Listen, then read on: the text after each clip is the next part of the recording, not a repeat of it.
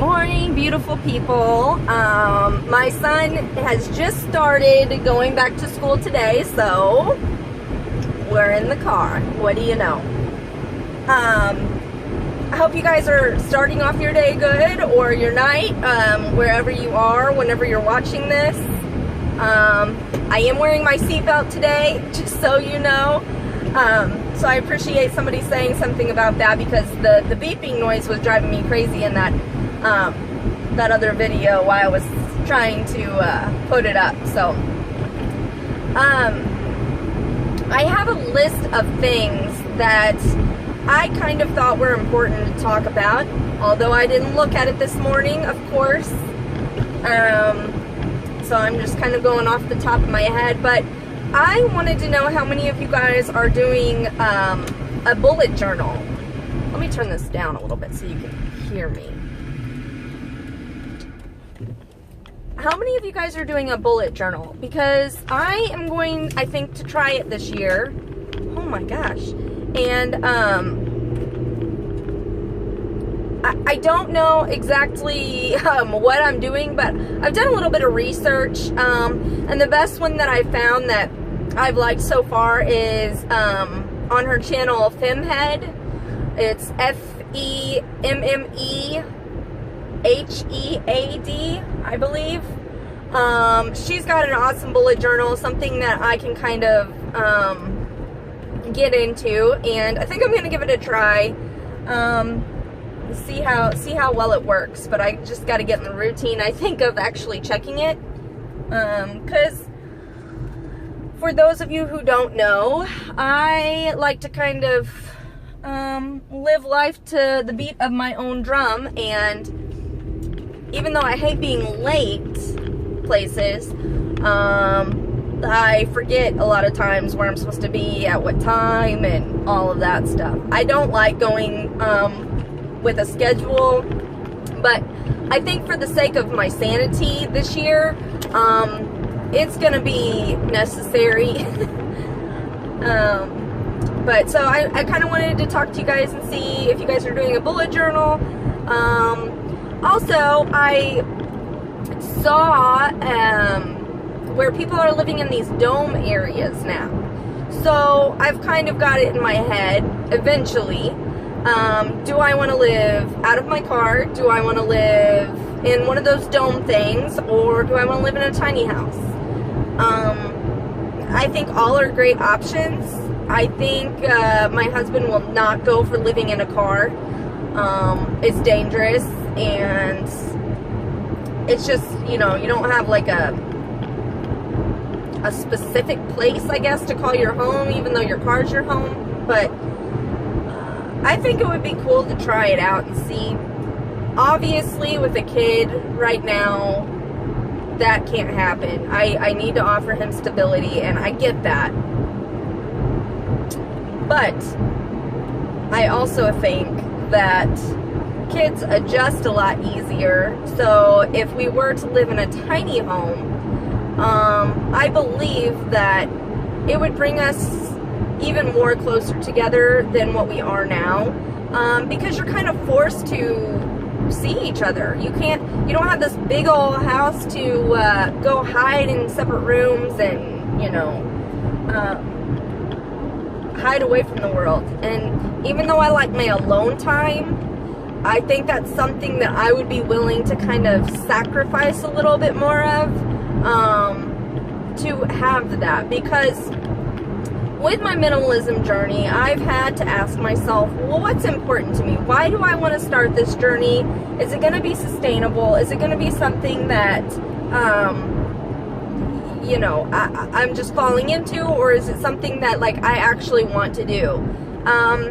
And I came up with answers of my own, such as, like, health. I want minimal eating with minimal ingredients, so my health is going to be better. You know, if you can't read what's on the label of the ingredients, then you probably shouldn't be eating it. So I love to eat. I love to eat. I tried the vegan thing. My body just didn't seem to like it after a while of doing it. At first it did, but then it just, something happened, and I think it's because I wasn't taking vitamins. I don't think it was for me. So what I do now is I just don't eat meat, and I pretty good about eating, you know, salads and vegetables. Fruit is something I need to work on getting better at. A lot of times I'll eat those Granny Smith green apples with the peanut butter in it, and I really like crunchy and creamy peanut butter. So if I can find one that's in between, that's great too. I'm just kind of rambling, guys. I'm sorry. Kind of out of whack with doing videos, but I just wanted to pop in and say hello. And I know I go from subject to subject. I gotta quit that.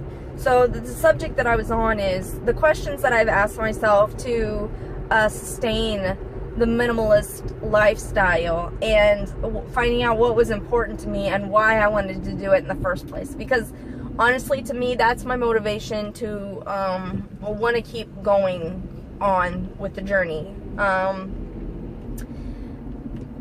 And health has got to be up there in the top 3 for me, because if I don't have my health, then I don't have anything else.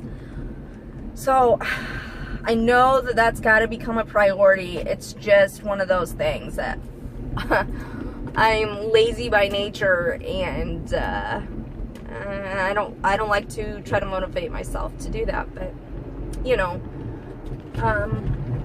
I definitely want to make a change in my life, because what I was doing before was not working. I was unhappy. Every time I looked at myself in the mirror, I didn't like what I saw. I didn't like the way I was treating people. I didn't like the way I was treating myself. So I knew that was not the person I was deep down inside, and I wanted to change that so badly. In order to do that, I got really depressed, and I had to, like, basically just shut down my life and dig deep into my emotions and try to figure out, like, what do I want out of this life? Like, what is going to be making me happy in the long-term scheme of things?